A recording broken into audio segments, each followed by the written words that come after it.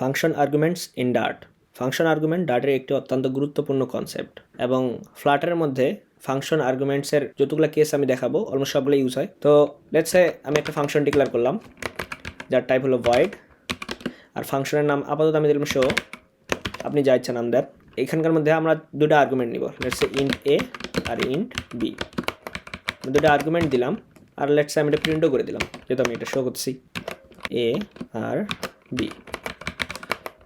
আমি এখানে আরেকটা জিনিস করতে চাচ্ছি, এ ইজ ইকুয়াল টু দিয়ে দিই, বি ইজ ইকুয়াল টু দিয়ে দিই ক্ল্যারিটির জন্য।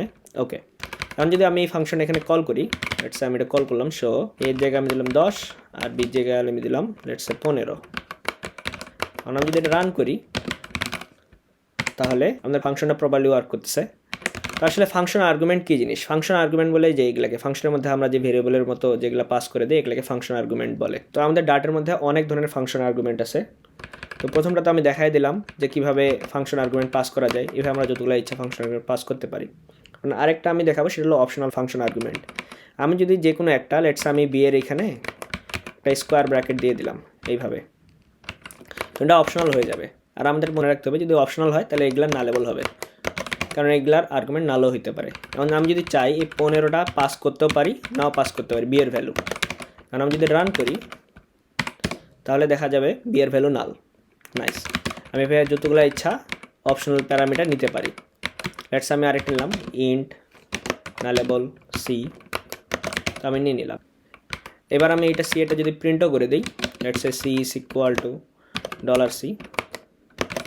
এবার আমি যদি রান করি তাহলে এই যে আমাদের বি এবং সি এর ভ্যালু নাল আসতেছে। কেন? কারণ বি আর সি এর মধ্যে কোনো প্যারামিটার পাস করে নেই। এর ভ্যালু 10 পাস করছি কিন্তু বি এর কিছু পাস করি না। এখন যদি আমি এখানে আরেকটা পাস করি 15, তাহলে দেখি কি হয়।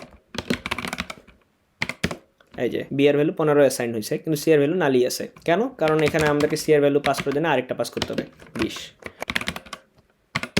এবার সি এর ভ্যালু 20 দেখাচ্ছে। তো ঠিক আছে, এটা হলো একটা ওয়ে। এখানে আমাদের 10টা যেটা আছে এটা রিকোয়ার্ড, এটা অবশ্যই দিতে হবে। আমরা 10টা যেহেতু স্কোয়ার ব্র্যাকেটের মধ্যে দেই নেই সেহেতু এটা অবশ্যই পাস করতেই হবে। আর এগুলা যেগুলো আমরা স্কোয়ার ব্র্যাকেটের মধ্যে দিচ্ছি এগুলো অপশনাল, যার কারণে এগুলো না লেবল। আমরা যদি চাই এর ভ্যালু 10 অ্যাসাইন করে দিলাম, আর আমি যদি চাই তাহলে এগুলা ডিফল্ট ভ্যালু দিতে পারবো। এই জন্য আমাকে এটা না লেবল হইতে হবে না, ডিফল্ট ভ্যালু দেওয়ার জন্য। লেটস আমি এখানে দিয়ে দিলাম লেটস 15। এখানে কিন্তু আমি 100 এর মধ্যে কোনো 15 পাস করি নাই, বি এর ভ্যালু 15 পাস করি নাই। বাট আমি যখন এটা রান করব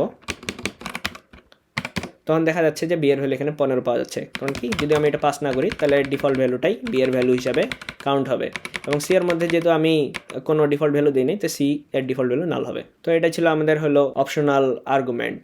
এখন দেখা যাক এটার একটা বেটার ওয়ে আছে। এটা বেটার ওয়ে কি, আমাদের জাস্ট এখানে স্কোয়ার ব্র্যাকেটের জায়গায় কার্লি ব্রেস ইউজ করতে হবে। এতে কি হবে, এতে আমাদের যে অপশনাল প্যারামিটারগুলো আছে এগুলোর মধ্যে আমরা আর একটু অ্যাক্সেস পাবো, আর একটু বিশেষ ধরনের একটু অ্যাক্সেস পাবো। সেটা কি, এখন এগুলাকে বলি আমরা নেমড আর্গুমেন্ট। অর্থাৎ কি, আমাদেরকে যদি এগুলো পাস করতে হয় তাহলে এর নামটা অবশ্যই দিয়ে দিতে হবে। যেমন B is equal to let's say 15, এইভাবে আমাকে দিয়ে দিতে হবে। এতে কী হবে, বি এর মধ্যে 15 অ্যাসাইন হবে, যেটা অবশ্যই বি এর ডিফল্ট ভ্যালু। আর আমি যদি এটা সি করে দিই, লেটস আমি এটা সি করে দিলাম, আর এটা এখন যদি আমি রান করি তাহলে এই যে সি এর ভ্যালু 15 অ্যাসাইন হচ্ছে। এর ফলে কী হবে, আমাদের স্পেসিফিক যে কোনো একটা অপশনাল ভ্যালুর মধ্যে আমরা ডেটা সেট করতে পারবো। তো এগুলোকে আমরা নেমড আর্গুমেন্ট বলি, নেমড এবং অপশনাল। আর এর মধ্যে আমরা একটা ডিফল্ট ভ্যালু সেট করে দিছি। তো আমরা চাইলে নেমড আর্গুমেন্টগুলোকে রিকোয়ার্ডও বানাতে পারি। এর জন্য সিম্পল আমাকে কী করতে হবে, যে কোনো একটা আর্গুমেন্টের সামনে এখানে রিকোয়ার্ড লিখে দিতে হবে, REQUIRED। কিন্তু রিকোয়ার্ড এটা না লেবল না হলেও চলবে, রিকোয়ার্ড প্যারামিটার না লেবল না হলেও চলে। আপনি চাইলে না লেবল রাখে দিতে পারেন, বা এর কোনো মানে হয় না। এতে কী হবে, সিটা রিকোয়ার্ড হয়ে যাবে, অথবা সি এর ভ্যালু আপনাকে পাস করতেই হয়। আপনি যদি এটা পাস না করেন তাহলে সিম্পলি এরর দিবে। তো আমি যদি এখন রান করার ট্রাই করি তাহলে দেখেন এরর দিচ্ছে। ওকে, তার মানে আমি সি এর ভ্যালু পাস করতে হবে। কীভাবে করবো, সি কোলন দিয়ে সি এর ভ্যালু, দ্যাটস আমি এখানে 20 দিয়ে দিলাম। আর এই কমাটা অপশনাল, কমাটা আপনি চাইলে নাও দিতে পারেন ইচ্ছা। তো এইভাবে আমরা আসলে রিকোয়ার্ড নেমড আর্গুমেন্ট আমরা তৈরি করি।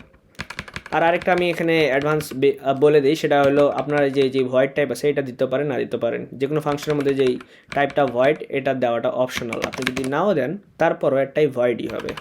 যেমন এটা আসলে কোডটা ওয়ার্কিং একটা কোড, এই কোডটা সুন্দর কাজ করবে। ঠিক আছে, নাইস। আর অবশ্যই আপনারা যেটা স্কোয়ার ব্র্যাকেটের যেই সিনট্যাক্সটা আছে যেটা আমি দেখাইছিলাম ওটা অ্যাভয়েড করবেন। ওটা ফ্লাটারের মধ্যে তেমনটা রিকমেন্ড না। আর ওইটাতে কি হয়, অনেক রেস্ট্রিকশন চলে আসে। যেমন কি আপনি যদি এটা ইউজ করেন, লেটস আমি এটা ইউজ করলাম, এটা যেন রিকোয়ার্ডের মধ্যে সাপোর্ট নেই, আমি রিকোয়ার্ডটা তুলে দিই আর আমি এটা দিয়ে দিলাম। এই ক্ষেত্রে আপনি কী করবেন, যে আপনি সি এর মধ্যে যদি ভ্যালু অ্যাসাইন করতে যাচ্ছেন, লেটস সি এর মধ্যে অ্যাসাইন করতে চাচ্ছেন, তো এটা আপনি পারবেন না, এটা বি এর মধ্যে অ্যাসাইন হবে। অর্থাৎ সি এর মধ্যে অ্যাসাইন করতে গেলে বি এর মধ্যেও অ্যাসাইন করতে হবে, যেটা আসলে একটা সমস্যা। তো যার কারণে আপনি অবশ্যই যেটা কার্লি ব্রেসেস ওয়েটা যেটা আছে, অর্থাৎ নেমড আর্গুমেন্ট, এটা ইউজ করবেন। এটাতে কী হবে, আপনি স্পেসিফিক যে কোনো একটা ভেরিয়েবল অ্যাসাইন করতে পারবেন, যেটা আসলে অনেকটা কনভিনিয়েন্ট। তো আশা করি আমি বোঝাতে পেরেছি। তো ইনশাল্লাহ দেখা হবে নেক্সট ভিডিওতে। Thanks for watching, see you next time.